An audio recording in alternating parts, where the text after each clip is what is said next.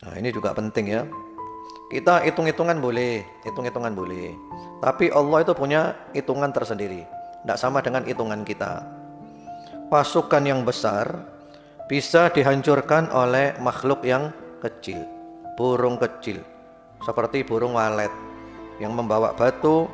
Dan ini menunjukkan bukti bahwa kemenangan tidak bergantung pada kekuatan fisik. Karena itu para sahabat termasuk Sayyidina Umar ibn Khattab radhiyallahu ta'ala anhu itu ketika mau ngirim pasukan ke medan perang itu selalu di briefing, diberi nasihat-nasihat. Di antara isi nasihatnya, kamu dengan pasukan musuh kalau hitung-hitungan kamu kalah. Jumlah pasukan kamu kalah. Senjata kamu kalah. Hitung-hitungan kamu kalah. Tapi kamu punya senjata yang mereka tidak punya senjata seperti itu. Apa senjatanya? Karena kamu tidak berbuat maksiat kepada Allah.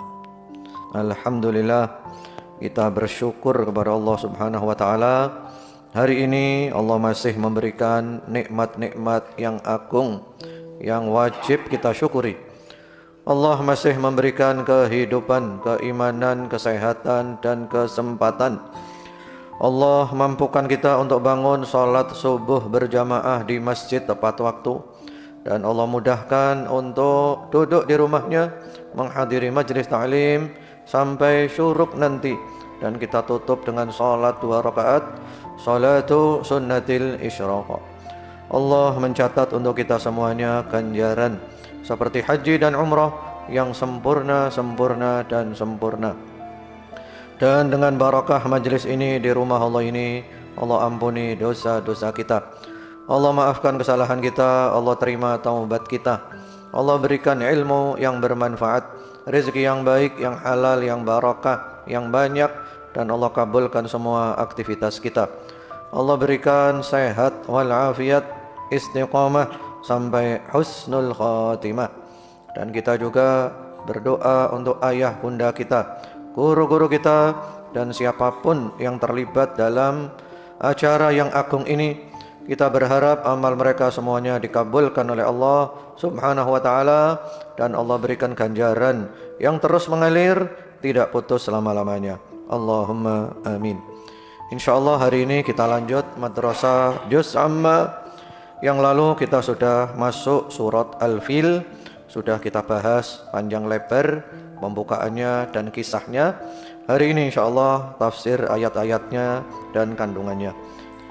Bismillahirrahmanirrahim. Dengan nama Allah yang Maha Pengasih lagi Maha Penyayang. Alam tara kaifa fa'ala rabbuka bi ashabil fil. Apakah engkau wahai Nabi Muhammad sallallahu alaihi wasallam tidak melihat bagaimana Rabbmu bertindak terhadap pasukan gajah? Wahai Rasulullah sallallahu alaihi wasallam, apakah kamu tidak tahu apa yang Allah lakukan terhadap pasukan bergajah, yaitu Abraha dan tentaranya yang mereka mempunyai rencana hendak menghancurkan Ka'bah yang penuh dengan barokah. Alam yaj'al kaidahum fi tadlil. Bukankah Allah telah menggagalkan makar mereka dan menjadikannya sia-sia? Bukankah Allah telah menjadikan rencana-rencana buruk mereka semuanya gagal, semuanya sia-sia dan tidak ada faedahnya sedikit pun? Wa arsala alaihim tayran ababil tarmihim bihijaratin min sijil. Allah mengirimkan kepada mereka burung-burung dalam kelompok-kelompok yang melempari mereka dengan batu-batu dari tanah yang terbakar dan mengeras. Faja'alahum ka'asfim ma'kul. Maka Allah menjadikan mereka seperti daun yang dimakan dan hancur. Yaitu diterangkan oleh para ulama seperti daun yang dimakan, dikunyah-kunyah sampai jadi lembut, lalu ditumpahkan, lalu dikeluarkan. Artinya mereka benar-benar hancur lebur. Itu tafsir mudahnya. Kita ambil kandungannya. Banyak sekali pelajaran, kandungan, faedah dan hikmah dari surat Al-Fil ini, surat yang ke-105. Yang pertama-tama yaitu kekuasaan Allah mutlak. Kekuasaan Allah itu mutlak. Allah berkuasa atas segala sesuatu. Tidak ada satu kekuatan pun di muka bumi yang mampu melawan kekuasaan Allah Subhanahu wa ta'ala. Allah penguasa mutlak. Sehingga di dalam surat Al-Fil itu disebutkan, alam tara kaifa fa'ala rabbuka. Itu kata-kata Rabb sudah mewakili. Kalau ada kata-kata Rabb, itu berarti Allah adalah Al-Khaliq, Al-Malik, Al-Mudabbir. Allah pencipta segalanya, pemilik segalanya, pengatur segalanya, Maha Esa. Kemudian yang kedua di antara kandungan surat Al-Fil ini adalah kemenangan tidak ditentukan oleh kekuatan fisik. Nah, ini juga penting ya. Kita hitung-hitungan boleh, tapi Allah itu punya hitungan tersendiri, tidak sama dengan hitungan kita. Pasukan yang besar bisa dihancurkan oleh makhluk yang kecil, burung kecil, seperti burung walet yang membawa batu. Dan ini menunjukkan bukti bahwa kemenangan tidak bergantung pada kekuatan fisik. Karena itu para sahabat, termasuk Sayyidina Umar ibn Khattab radhiyallahu ta'ala anhu, itu ketika mau ngirim pasukan ke medan perang itu selalu di briefing, diberi nasihat-nasihat. Di antara isi nasihatnya, kamu dengan pasukan musuh, kalau hitung-hitungan kamu kalah. Jumlah pasukan kamu kalah. Senjata kamu kalah. Hitung-hitungan kamu kalah. Tapi kamu punya senjata yang mereka tidak punya senjata seperti itu. Apa senjatanya? Karena kamu tidak berbuat maksiat kepada Allah. Karena kamu tidak maksiat. Selama kamu tidak maksiat, kamu dimenangkan oleh Allah. Tapi kalau kamu sudah maksiat, ya maka kembali kepada hitung-hitungan lagi, kamu kalah. Itu senjata yang tidak kelihatan, ya. Jadi jangan sombong dengan kekuatan yang besar, jangan sombong dengan kekuatan yang super power, yang dahsyat. Kemudian yang ketiga, pasukan Allah dari segala makhluk. Ya, pasukan Allah itu dari segala makhluk. Allah itu punya pasukan yang tidak diketahui oleh manusia. Pokoknya antum jangan pernah lupa dengan kata-kata Gusti Allah boten sari, la ta'khuduhu sinatun wala naum. Ada orang nakal sama antum, ada orang dolim sama antum, dia tidak merasa nakal, dia tidak merasa dolim. Allah tahu apa enggak? Gusti Allah boten sari. Dan kabeh ono hitung-hitungane. Gusti Allah duwe tentara. Ketika Allah sudah mengerahkan tentaranya, kamu habis. Dan tentaranya Allah bentuknya apa? Tidak tahu, wallahu alam. Yang jelas dan yang pasti tidak diduga dari arah yang tidak disangka-sangka. Wis pokoke lek wis wayahe dugi piyambak. Ya, dan itu nyata. Cuman Allah itu punya apa? Punya batasan. Dan kita tidak tahu batasannya Allah. Karena batasannya Allah itu berbeda dengan batasan kita.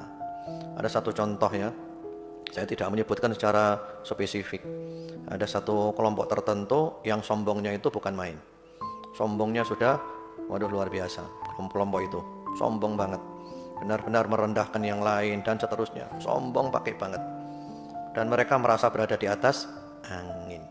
Subhanallah, ternyata Allah punya kehendak mereka diserbu dari segala penjuru. Dan mereka sekarang benar-benar dilemahkan. Ya. Dan kita tidak nyangka itu. Allah itu punya cara aja nanti. Tapi Allah punya apa? Ya punya batas tadi itu. Nah kita tidak tahu batasnya Allah. Lek wis sampai batas sih, entek. Itu aja. Nah cuman kita belum tahu batasnya Allah. Kayak sekarang di Gaza itu kan misalnya. Allah punya batas. Nanti ada saja kejadian luar biasa. Ya, mungkin di detik-detik terakhir akan terjadi kejadian yang dahsyat luar biasa. Makanya orang beriman tidak boleh apa? Tidak boleh pesimis, harus optimis. Jadi Gusti Allah duwe pasukan dari segala makhluk yang tidak diduga-duga. Di sini pasukannya adalah burung yang tidak disangka. Kemudian yang keempat, peringatan bagi penyerang simbol agama. Ya, peringatan bagi penyerang simbol agama. Ini kan Abrahah mau menghancurkan Ka'bah. Itu termasuk min sya'airillah, syiar-syiar Allah, simbol-simbol agama. Jadi kalau ada orang sudah mulai menyerang simbol-simbol agama, baik berupa tempat suci ataupun yang lainnya, pasti Allah balas. Tinggal nunggu waktunya. Simbol agama itu apa saja? Termasuk simbol agama itu adalah para ulama. Ulama juga simbol agama. Ulama yang mengamalkan ilmunya, ojo wani-wani karo ulama. Wis ta'ala, ojo ngelawan ulama. Ajur. Karena Allah berfirman apa? Man adali waliyan faqad adantuhu bil harb. Barang siapa menyakiti waliku, kekasihku, aku nyatakan perang dengan dia. Imam Syafi'i mengatakan kalau ulama tidak dianggap wali, ya nggak ada wali berarti. Artinya ulama yang mengamalkan ilmunya itu wali gitu loh. Lah kamu kalau ngelawan dia, habis kamu. Ada lagi contoh nyata, saya tidak menyebutkan namanya. Kan biasa ada kan, ya sesama ustadz saling menjatuhkan. Ada seorang ustadz itu jahatnya bukan main. Waduh, mulutnya kotor, pakai banget. Waktu itu dia merasa di atas angin, lagi kuat-kuatnya, lagi solid-solidnya, se-Indonesia kekuatannya. Di mana-mana dia nyikat ulama yang berbeda. Termasuk nama saya disebut. Hati-hati dengan Abdullah Al-Hadrami. Dia kumpul ahli bid'ah. Waduh, di-share di medsos. Subhanallah, sekarang kelompoknya dia hancur sehancur-hancurnya, dan dia pun ditinggalkan oleh semua muridnya, semua guru-gurunya. Ditinggalkan benar-benar sendirian. Artinya apa? Gusti Allah mboten sare. Cuman ono wayahe, ono waktune. Wis waktune entek apa monggo. Entek apa monggo. Habis sekarang luar biasa. Dan saya tidak menyebut namanya. Artinya apa? Jangan coba-coba menyerang simbol agama. Ibnu Asakir mengatakan, dagingnya ulama itu beracun. Kalau kamu menghujat ulama, berarti kamu makan daging beracun. Pasti keracunan, pasti mati. Dan matinya itu apa yang mati? Kata Ibnu Asakir, sebelum badanmu mati, hatimu mati. Dan hati mati lebih dahsyat dari badan yang mati. Dan banyak orang hatinya mati, tapi gak sadar. Dinasehati gak iso mendal kabeh. Ini berarti hatimu mati pisan. Itu musibah yang paling besar. Dan kamu udah ngerasa. Gara-gara apa? Gara-gara menghujat simbol-simbol agama. Kalau kita bicara ulama itu lintas ormas semuanya ya. Jadi bukan ulama kelompok tertentu. Yang penting ahlus sunnah wal jamaah. Kemudian yang kelima yaitu kewajiban tadabbur Al-Quran. Al-Quran ini Allah turunkan bukan hanya dibaca, tapi juga dipelajari, dipahami dan diamalkan. Semua ayat Al-Quran itu dahsyat luar biasa kalau kita mau tadabbur. Kemudian yang keenam, di antara kandungan surat ini adalah tahun gajah adalah tahun kelahirannya Nabi Muhammad sallallahu alaihi wasallam. Yang lalu sudah kita bahas bahwa setelah kejadian pasukan bergajah ini lahirlah Nabi Muhammad sallallahu alaihi wasallam. Kalau kita pakai tahunnya 571 Masehi. Karena waktu itu Hijriah belum ada. Hijriah itu baru ada kapan? Tahun Hijriah itu. Ya baru dimulai penanggalan Hijriah kapan? Pada zamannya siapa? Pada zaman Sayyidina Umar. Ya, Sayyidina Umar waktu itu kepingin umat Islam punya penanggalan sendiri. Lalu musyawarah dengan para sahabat. Enaknya dimulai dari kapan? Ada yang usul dari kelahiran Nabi. Ada yang usul dari diutusnya Nabi. Ada yang usul dari hijrahnya Nabi. Ada yang usul dari kematiannya Nabi.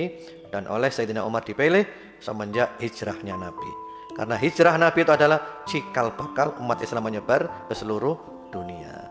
Sehingga pada saat itu hijrahnya Nabi adalah tahun ke-1 Hijriah. Sehingga punya penanggalan sendiri. Kemudian yang ketujuh di antara kandungan surat ini adalah pertolongan ini bukan karena keutamaan Quraisy. Bukan karena keutamaan Quraisy. Nanti kita bahas pertemuan berikutnya surat Quraisy. Siapa Quraisy itu?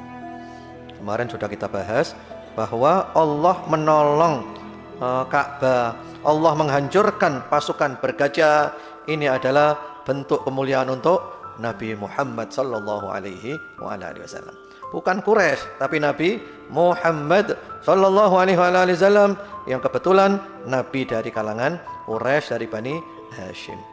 Jadi seakan-akan ini adalah isyarat kami nolong Ka'bah, kami hancurkan pasukan bergajah karena akan lahir seorang besar, yaitu Nabi Muhammad sallallahu alaihi wasallam.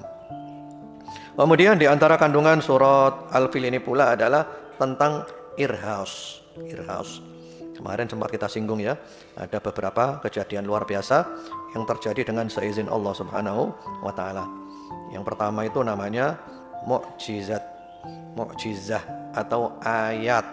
Itu kejadian luar biasa yang terjadi dengan seizin Allah untuk para nabi dan para rasul. Dan itu banyak contohnya. Termasuk Nabi Musa, tongkat ajaib. Nabi Isa menghidupkan orang mati. Termasuk Nabi Muhammad SAW membelah bulan jadi dua, dan juga Al-Quran dan yang lainnya. Kemudian yang kedua namanya adalah irhaus atau irhausat. Kejadian luar biasa yang terjadi dengan seizin Allah untuk calon nabi. Seperti Nabi Musa. Nabi Musa dicari oleh Fir'aun. Fir'aun bunuh semua bayi laki. Ternyata yang dicari malah selamat. Yang dicari malah dipelihara di rumahnya. Itu adalah irhas, kejadian luar biasa. Termasuk Rasulullah SAW semenjak kecil, batu-batu di Mekah itu suka memberi salam kepada beliau. Assalamualaikum ayyuhan nabiyyu wa rahmatullahi wa barakatuh. Termasuk juga Nabi itu ketika berangkat ke negeri Syam, batu-batu, pohon-pohon sujud kepada Nabi. Termasuk ketika beliau lewat, kepanasan awan menaungi beliau. Ya, termasuk kejadian ini pasukan bergajah, ini adalah irhaus. Kejadian luar biasa yang terjadi dengan izin Allah untuk calon nabi, calon rasul. Yang ketiga adalah karamah. Kejadian luar biasa yang terjadi dengan izin Allah untuk para wali kekasih Allah. Dan itu banyak di kalangan para sahabat. Kalau di Al-Quran, keramat di Al-Quran itu apa contohnya? Dalil keramat dari Al-Quran. Ayo, di Al-Quran ini ceritanya rek. Ayo, di Al-Quran di mana ayo? Antum tahu? Antum kalau Jumat baca surat apa? Surat Kahfi. Ada ceritanya siapa? Ashabul Kahfi, itu karomah namanya. Oleh Allah ditidurkan selama 300 tahun lebih. Itu karomah namanya. Karomahnya siapa lagi di Al-Quran? Karomahnya Ibunda Maryam, hamil tanpa suami. Ya. Kemudian juga bisa menggerakkan pohon kurma tiba-tiba turun rutop. Bahkan menurut sebagian ulama itu sedang musim dingin. Biasanya rutop itu kan keluarnya musim panas dan seterusnya. Kemudian yang keempat itu sihir atau istidraj. Sihir atau istidraj. Itu kejadian luar biasa yang terjadi dengan seizin Allah untuk musuh-musuhnya Allah, untuk wali-walinya setan. Itu penting ya, orang nakal, orang jahat, orang nggak sholat tapi sakti itu loh, itu namanya adalah sihir istidraj, dan itu banyak. Baik, yang nomor ke-9 di antara kandungan surat Al-Fil ini adalah penjagaan Ka'bah karena kehendak Allah Subhanahu wa taala. Jadi memang Allah berkehendak jaga Ka'bah, sehingga orang-orang Quraisy malah pergi ke gunung semuanya, menghindar karena tidak mampu, tapi langsung Allah yang jaga, dilindungi oleh Allah Subhanahu wa taala. Ini rumahnya Allah dan ini dilindungi oleh Allah Subhanahu wa taala. Kemudian yang ke-10, penjagaan Ka'bah tanpa bantuan manusia. Jadi sebenarnya Allah itu bisa bertindak tanpa bantuan manusia. Tapi memang oleh Allah itu manusia disuruh berusaha. Sebenarnya Gusti Allah gak butuh menungso. Sekarang ini Allah menghancurkan Israel, bisa apa enggak? Bisa. Tapi memang ceritanya dibuat kayak gini gitu loh. Cek ono ceritane ngono lho. Lek gak ono ceritane kan. Jadi Allah itu bisa menjaga Ka'bah, menjaga siapapun tanpa bantuan manusia, sedikit pun, tanpa perang, tanpa pasukan. Tapi memang Allah berkehendak supaya ada ceritanya. Cek ono ceritane kayak gini loh. Kita disuruh berusaha dan berupaya. Kemudian yang ke-11, kegagalan rencana yang melawan kehendak Allah Subhanahu wa taala. Kegagalan rencana yang melawan kehendak Allah Subhanahu wa taala. Wah, ini penting. Ini pelajaran yang luar biasa.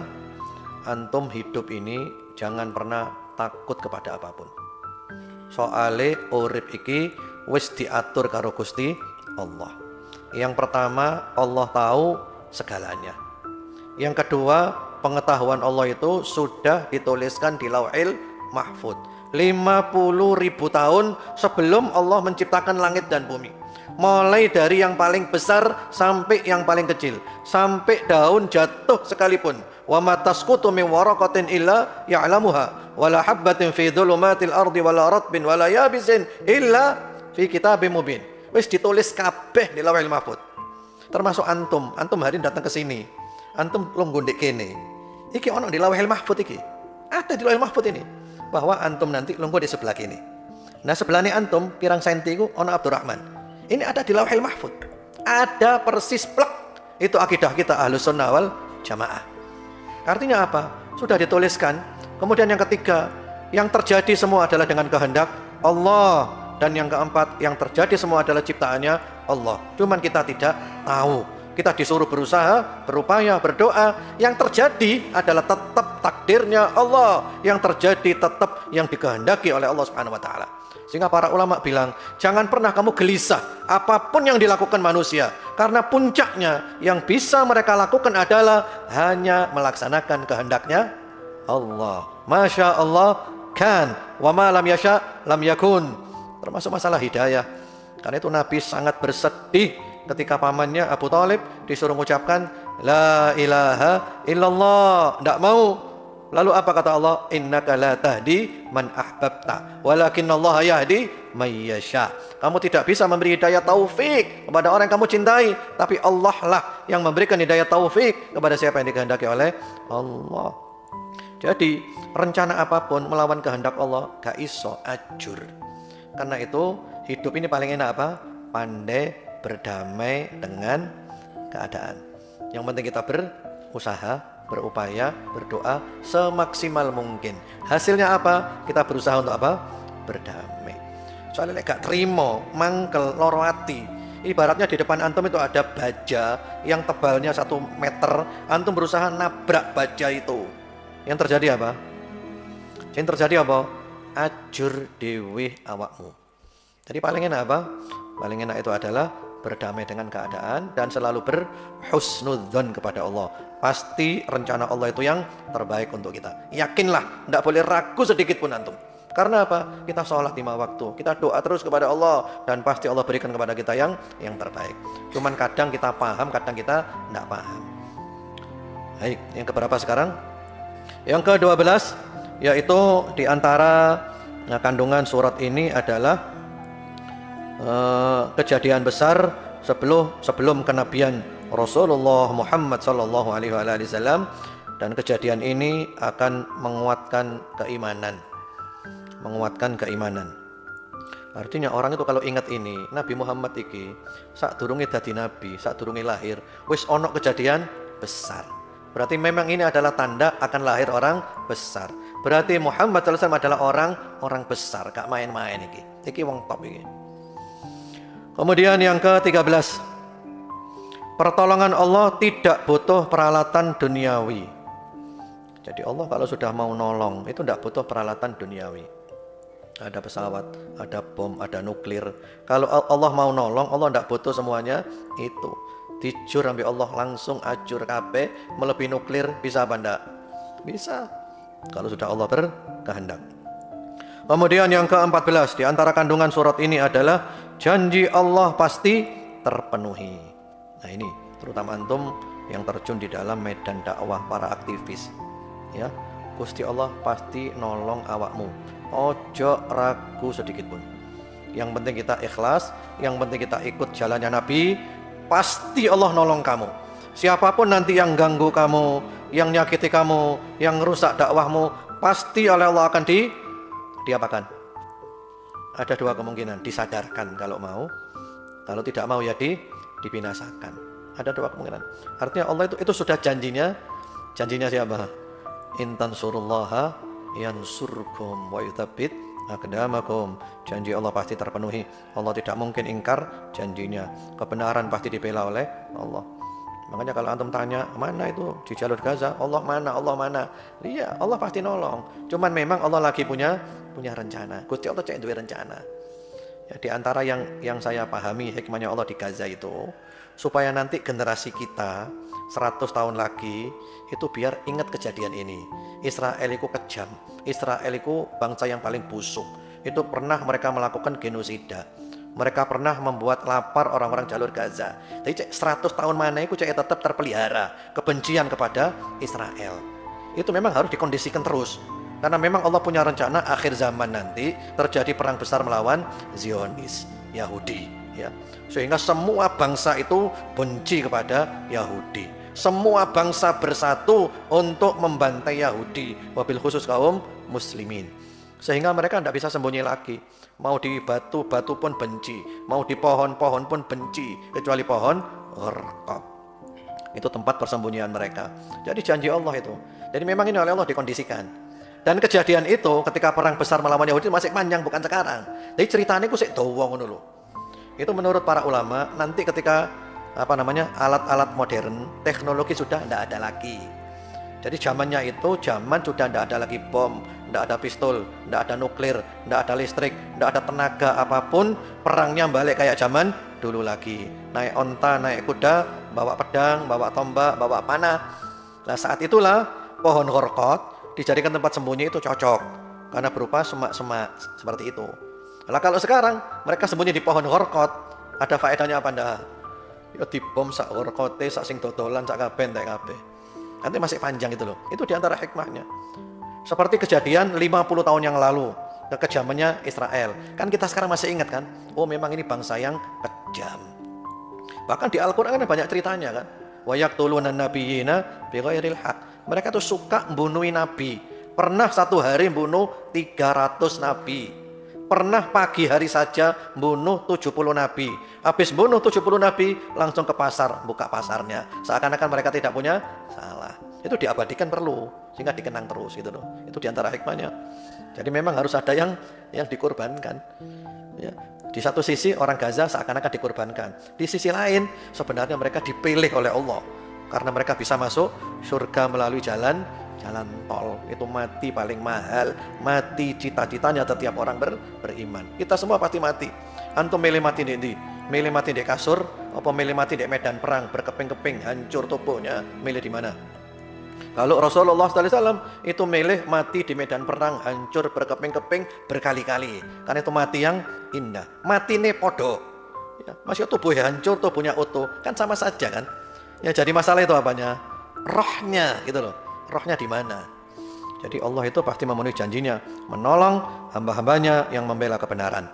Kemudian yang ke-15, di antara kandungan surat ini adalah ancaman bagi pelaku kedoliman. Jadi wong dolim itu pasti oleh Allah dihukum, ya tinggal nunggu waktunya saja. Ketika punya kekuasaan, ketika punya kekuatan, jangan berlaku dolim. Apalagi nanti orang yang didolimi itu bangun malam. Sing dolim turu, sing didolimi tahajud, sujud doa sama Allah. Habis sholat doa sama Allah, ya Rabb, aku didolimi ya Rabb. Rabbi inni madlumun fantasir. Ya Allah, aku didolimi, tolonglah aku ya Allah. Hancur itu. Karena Allah janji pasti menolong orang yang teraniaya. Hatta orang kafir kita tidak boleh mendolimi. Allah janji pasti menolong walaupun tidak sekarang. Kemudian yang ke-16, di antara kandungan surat ini adalah tawakal dalam menghadapi kedoliman. Ya, kadang ada kedoliman-kedoliman dan kita tidak berdaya. Saat itulah tawakal total kepada Allah Subhanahu wa Ta'ala. Dan saat itulah pertolongan Allah pasti datang.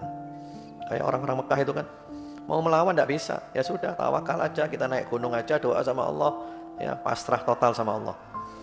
Dan pertolongan Allah itu datang kalau kita sudah putus asa dari makhluk. Wis tidak berharap makhluk sama sekali, hanya Allah saja. Saat itulah pertolongan Allah datang. Tapi kalau kita masih mengandalkan makhluk, oleh Allah masih ditahan. Kan itu tawakal itu luar biasa, tidak gampang tawakal itu. Kemudian yang ke-17, di antara kandungan surat ini adalah penghormatan terhadap simbol agama. Kalau tadi nggak boleh ganggu simbol agama, kalau ini penghormatan simbol agama. Ya, di sini Allah menghormati Ka'bah. Jangan meremehkan Ka'bah karena itu adalah tempat yang dimuliakan oleh Allah Subhanahu wa taala. Termasuk menghormati simbol agama itu menghormati acara manasik haji. Itu kadang ada orang-orang yang menghina manasik haji, terutama melempar jumroh. Apa itu? Jauh-jauh dari Indonesia hanya untuk melempar batu, tidak ada gunanya, sia-sia. Karena mereka pakai apa? Pakai nalar. Padahal di antara hikmah melempar jumroh itu adalah ikrar kepada Allah. Ya Allah, apapun perintahmu, sami'na wa atokna. Saya ngerti, saya tidak ngerti, paham tidak paham, pokok perintahmu, wahyumu, sami'na wa atokna. Karena kadang ada ajaran-ajaran agama itu yang akal kita sulit untuk mencerna. Bukan tidak masuk akal, tapi akal kita belum mampu. Soalnya akal ono apa nih? Ono batasi. Lek wis masuk batasnya akal, ojo diterusno. Engko awakmu bingung ngarepe dhewe. Merasa pinter padahal bingung. Kemudian yang ke-18.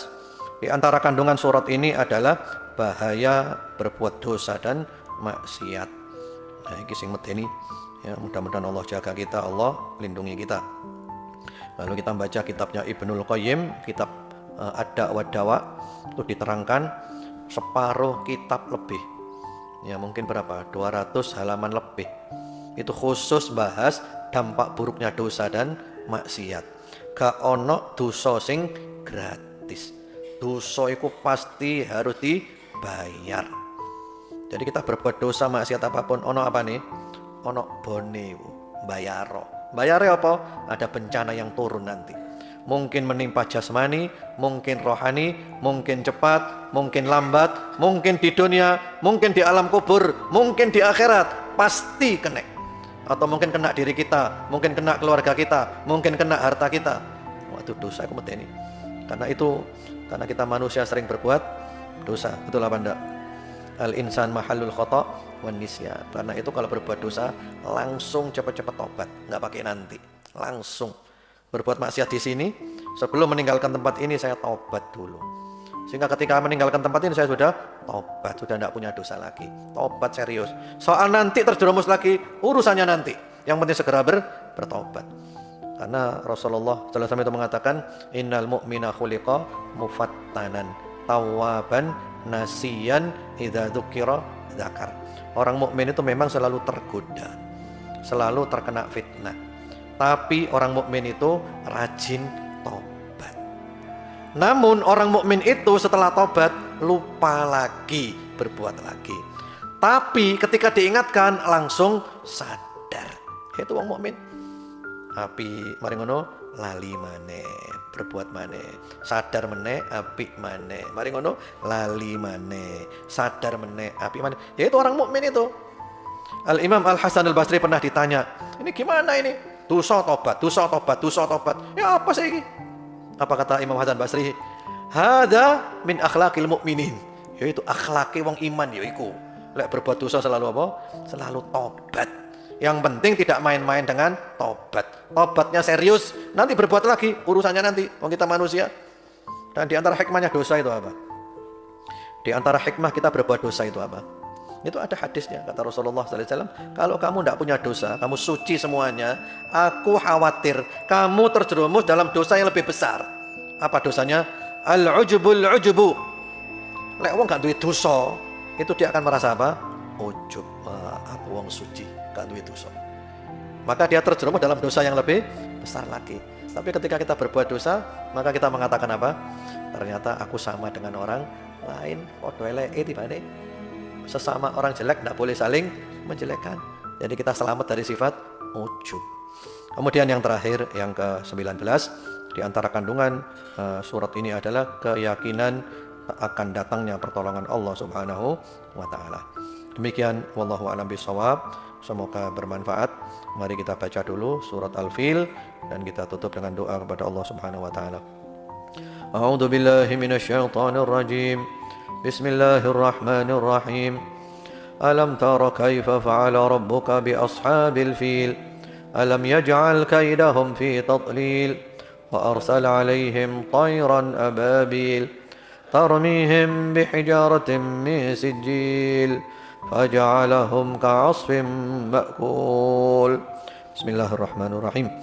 الحمد لله رب العالمين. اللهم صل وسلم وبارك على حبيبنا سيدنا محمد وعلى آل سيدنا محمد.